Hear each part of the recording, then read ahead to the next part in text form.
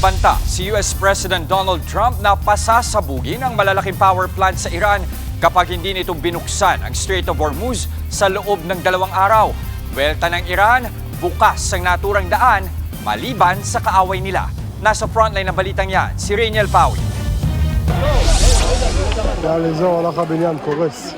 Nagliliyab ang gusaling yan sa Israel habang sa drone na ito kita ang wasak na establishmento. Ito ang naging eksena roon kasunod ng missile attack ng Iran. Tinamaan nito ang syudad ng Dimona at Arad. Ayon sa Israeli government, nadamay ang mga bata at sibilyan sa pag-atake. Pero ayon sa Iran, tinarget nila ang military installations ng Israel. Pinuntirya rin ng Iran ang US diplomatic facility sa Baghdad, Iraq.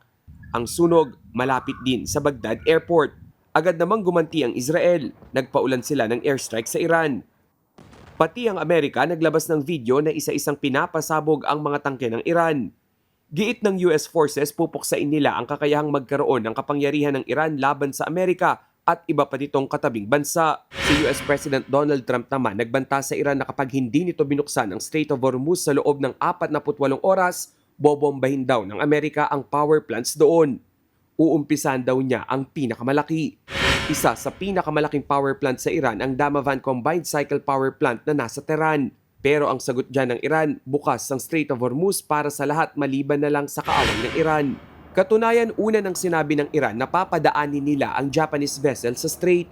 Isa ang Japan kasama ang Canada at ilang leading European countries na nagsabing handa silang tumulong para masigurong ligtas ang pagtawid sa Strait of Hormuz kung saan dumaraan ang mga barkong nagdi-deliver ng langis. Nagbabalita mula sa Frontline, Rainiel Pawid, News 5. Mga kapatid, Jess De Los Santos po ang inyong kasangga sa paghahatid ng balita para sa may alam at may pakialam. Para sa tuloy-tuloy na makabuluhang balitaan, mag-follow at mag-subscribe na sa social media pages ng News 5.